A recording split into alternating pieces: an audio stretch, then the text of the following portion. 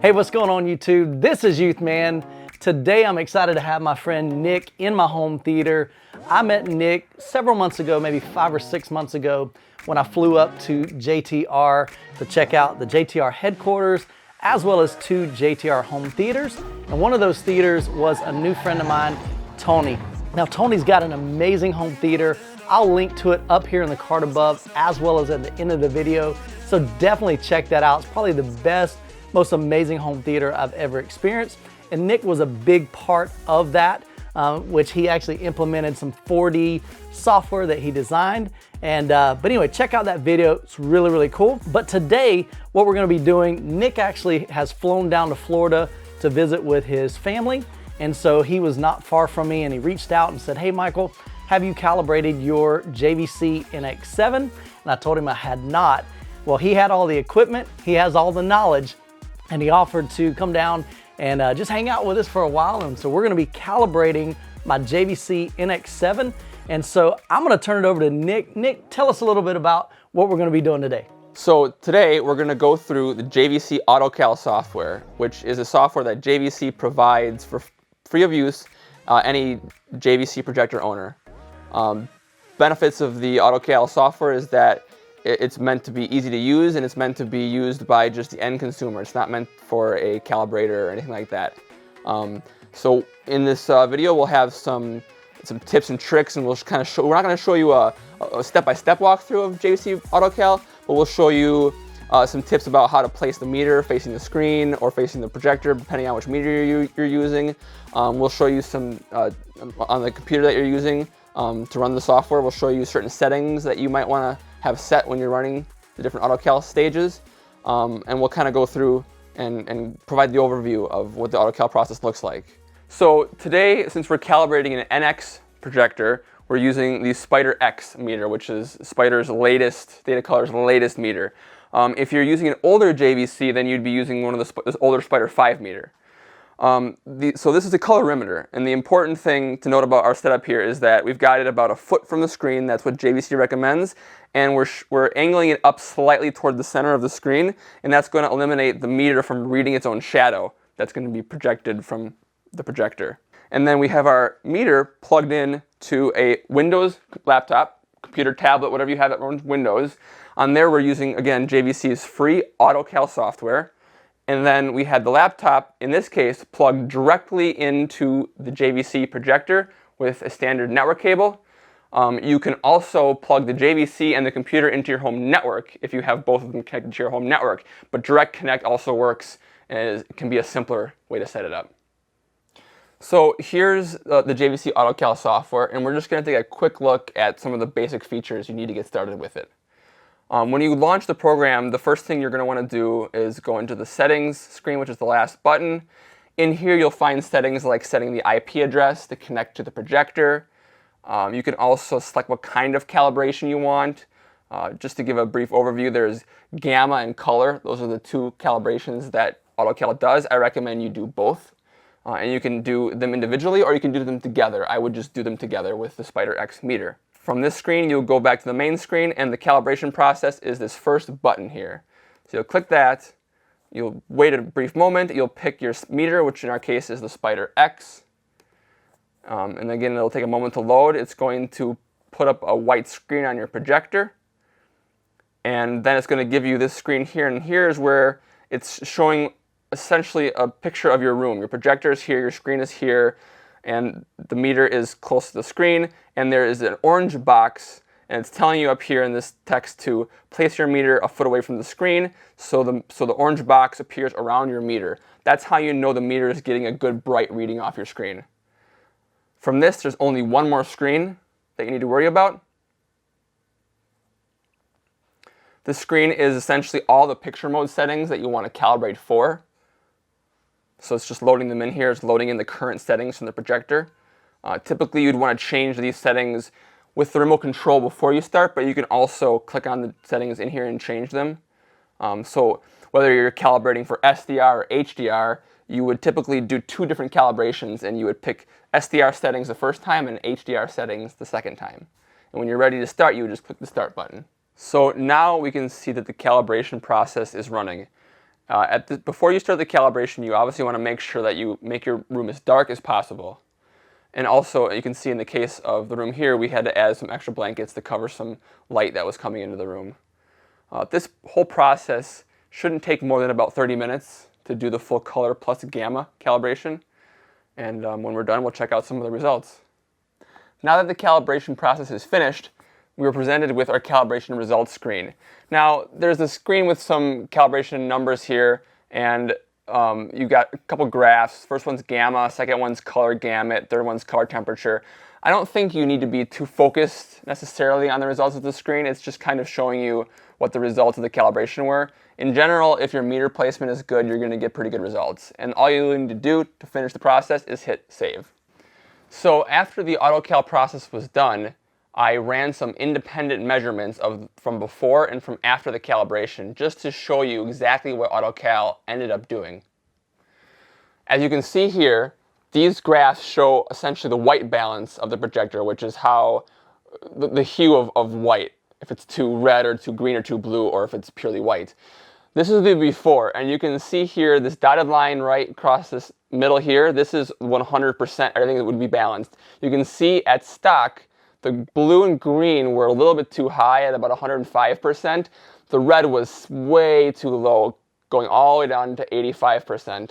And what this is showing from left to right is this is the dark part of your image, like toward black, and this is as you go 10, 20, 30, 40, 50, up to 100% white. So it was more accurate toward the darker shadow detail, but it was very off in about 3/4 of the brightness of the image. And over here is the post-calibration, and you can see everything is tightened up all around the 100%. The biggest thing I would say about this kind of a stock calibration is with red being so low, you would really be lacking accurate skin tone color. And then down here at the bottom, this is a representation of the average error in the picture. And as you see, as the picture gets brighter in the before calibration state, the error was getting higher and higher, up to 3, 4, and even up to 5. And just to understand the numbers, anything below a 3 is considered a pretty good calibrated picture, and we were above 5 for more than, above 4 for more than half the image. Whereas after calibration, all these numbers are 0.1, 0.2, 0.3. I mean, the highest it gets to is like 1.7, all the way at 100% white, which is a phenomenal calibration. So the second graph I want to look at here shows two things. It shows us the white balance temperature, which correlates to the previous graph we just looked at, and also the gamma. So first I want to start with this line up top here. Again, this is the before calibration state. If we remember, the red was significantly lower, and what that means is that your image is going to be too cool. It's going to be too blue. And as we see, the numbers here are going up to 7,000 color temperature, 7,200, 7,300 in the middle here. You want to be at 65,000. That is what's considered daylight, or a neutral white. So since there wasn't enough red, the color temperature is much too blue or too cool. After calibration, you see it's very close to the 65,000 line. I mean, you're talking 6582, 6550, and even down here, it's right on the line. So it's very, very close to the pure white daylight. Second, down here at the bottom is our gamma. Gamma is a relatively complex topic to discuss, but in general, it's really the relative brightness from the dark to the medium to the bright scenes of your image. The standard gamma you normally want to be calibrated to is 2.2, which is represented by this gray dotted line right here. Out of the box, we can see the gamma was way too low, which means the picture was too bright and too washed out. We're down to almost 2.0 in the middle here. The ends were close, but the middle was way low. You can see after calibration, it's very close to the 2.2. We're looking at 2.21, 2.23, 2.23. It's very close to the 2.2 target. In this picture, we are looking at the color gamut diagram.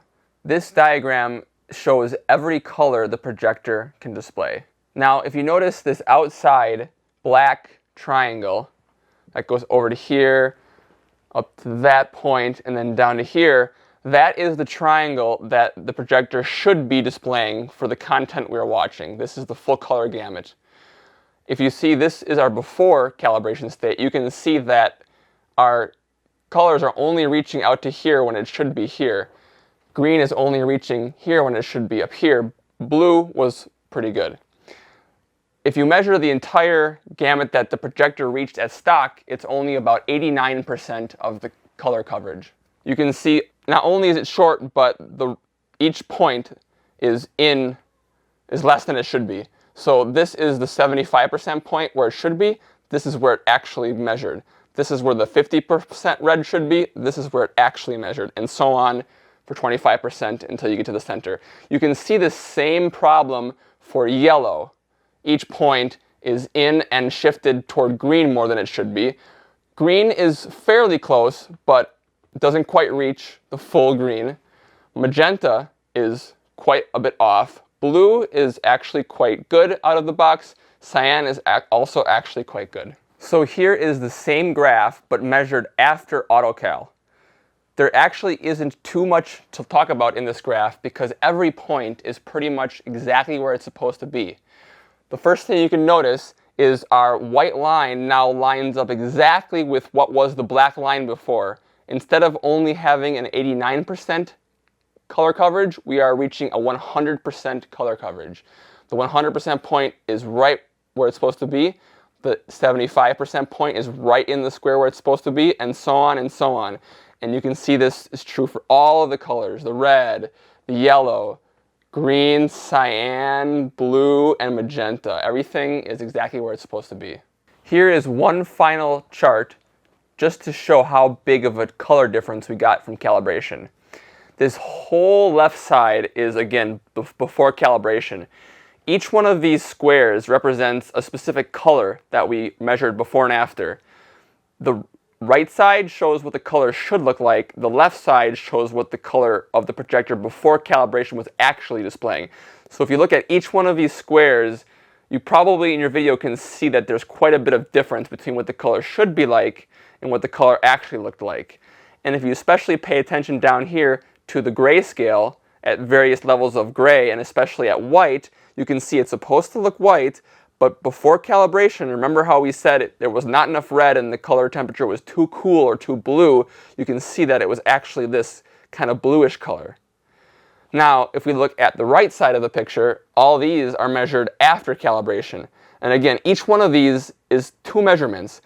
There's the before calibration and the after calibration. Now, you shouldn't see any lines in between here because the calibrated, the true color and the actual color are so close to each other that you can't perceive there being a difference between the colors anymore.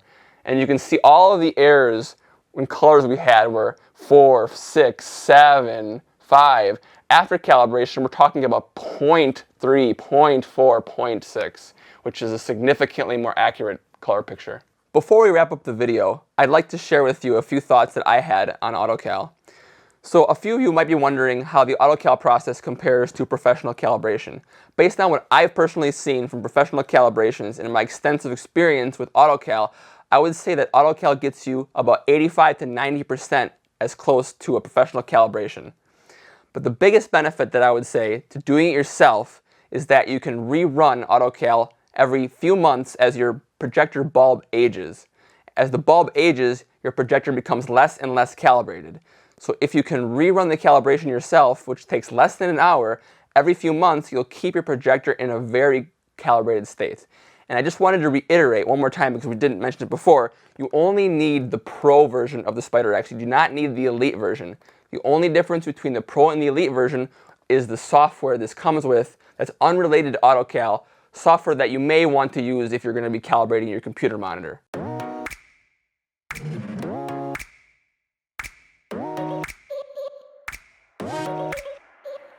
So there's two things I probably want to kind of talk about. Number one, the process really was pretty straightforward. I mean, we set up the laptop, we connect it to the projector, run the software. Once you tell it to run the software, Autocal pretty much does everything. It's automatic. And then once you finish, it sends that information to your projector and makes the adjustments that it needs. Probably the biggest difference that I physically saw in the image after calibration was skin tones. Originally, I didn't even realize it because you have nothing to compare it to.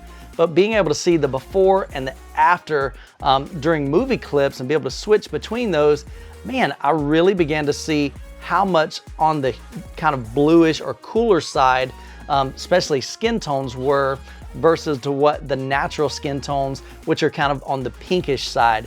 And so, man, colors now pop. There's more contrast. It's just got a great image.